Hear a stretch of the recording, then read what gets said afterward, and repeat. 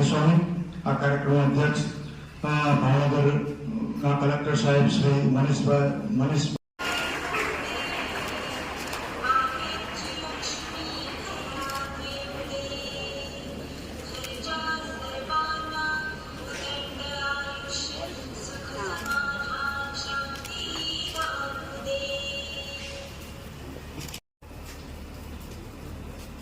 મંચસ્થ મહાનુભાવોનો ખૂબ ખૂબ આભાર. ભક્તોને નરસિંહ મહેતાનું ખૂબ જ પ્રિય પદ કે જે મહાત્મા અને આ અનોખી પહેલ મિશન બાલમન શરૂ કર્યો છે. બાળકોમાં ચિંતા, તણાવ, હતાશા અને ભય સાથે મિશન બાલમનની શરૂઆત માનનીય કલેક્ટર સાહેબે શરૂ કરી છે. આ એક એવી યાત્રા છે જે બાળકોના મન સુધી પહોંચે. શાળાના આચાર્ય શ્રી બટુકભાઈ પટેલને વિનંતી કરીશ મહેમાનોના શાબ્દિક સ્વાગત માટે. શાળાના આચાર્ય શ્રી બટુકભાઈ પટેલ.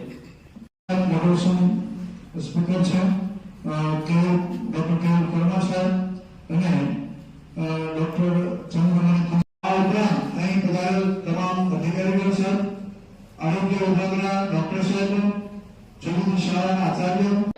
આજનો જે કાર્યક્રમ છે મિશન બાલ મન એ ભાવનગરમાં ઓફિશિયલ લોન્ચિંગ કર્યું છે અને એમાં અત્યારના ટાઈમમાં જે બાળકોમાં ખાસ કરીને માનસિક સ્વાસ્થ્યના વિશે તણાવ, ઈર્ષ્યા, ડિપ્રેશન, એન્ઝાયટી વગેરે વગેરે થઈ રહ્યું છે.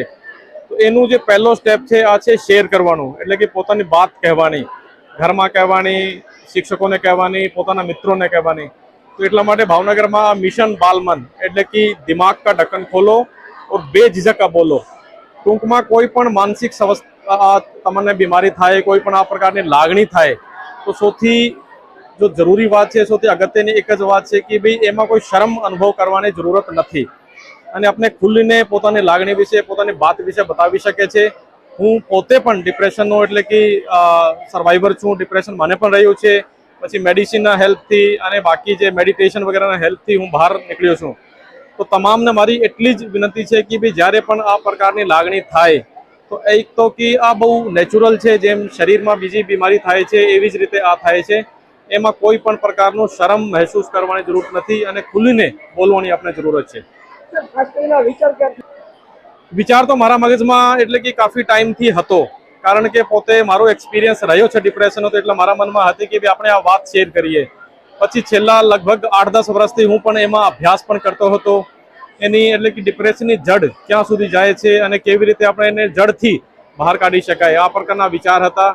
અને મને એટલે કે તમને જણાવતા આનંદ થાય છે કે ભાઈ હું એક બુક પણ લખી છે ડિપ્રેશન ઉપર, માય ડિપ્રેશન ડાયરીઝના નામથી.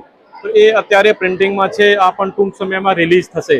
તો એમાં હું જે પોતાની જર્ની છે ડિપ્રેશનમાં એટલે જવાની અને ડિપ્રેશનમાંથી બહાર આવવાની એના વિશે ડિટેલમાં વાત કરી છે.